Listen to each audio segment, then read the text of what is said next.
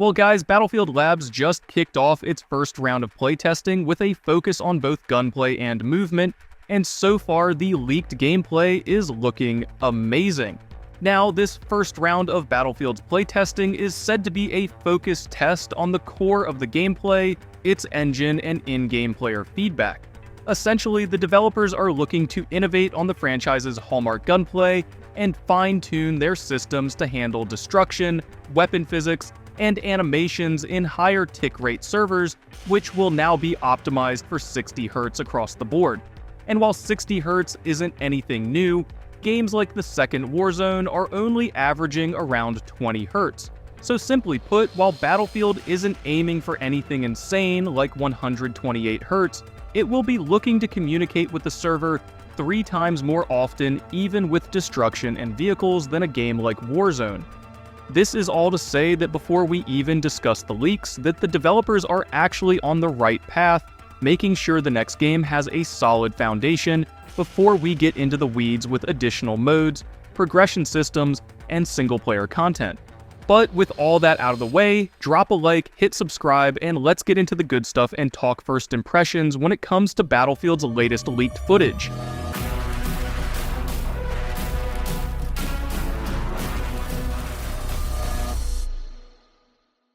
Now, while there is a ton of leaked footage, especially on Twitter and Reddit, DICE and EA are of course trying to strike down footage, and for the most part a lot of creators have just decided to avoid the topic altogether to be safe. So with that being said, definitely do your own research and take a look around on your own accord. But at the time of recording, there's a ton of footage floating around out there in all sorts of different qualities and from all sorts of different players. And as for my first impressions as a pre-alpha, I think it looks great. From a visual perspective, the UI and graphics seem to be undercooked as predicted, but the bones are certainly there. At a high level, the game looks like a direct successor to Battlefield 3 with more generic soldiers, very tactile gunplay, and an environment that mirrors the game's teaser with a more rugged, real-world urban tone. And I gotta say, alongside the gameplay footage, the concept art gives me a lot of hope as well. Soldiers look uniform and grounded, and the environment featured in the most recent concept art reminds me a lot of the opening raid from Black Hawk Down, a space that's actually recreated in Delta Force's campaign.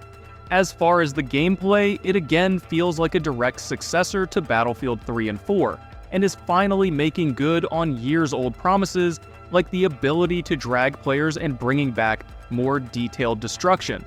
Vehicles like tanks have the weight you'd expect as they crash through buildings, weapons have plenty of character with their animations, and the game is currently void of any cringy voice lines or specialists. Don't be sad, this is just how it works out sometimes. It finally seems like the Battlefield devs have gotten it through their head what's at the core of the franchise.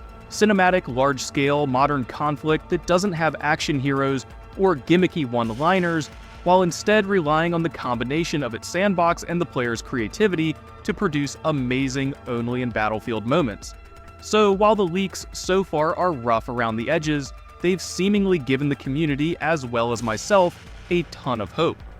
But drop those comments below and tell me what you think of the leaks so far. And for everything Delta Force and Battlefield, stay tuned and subscribe, and as always, thank you guys for watching.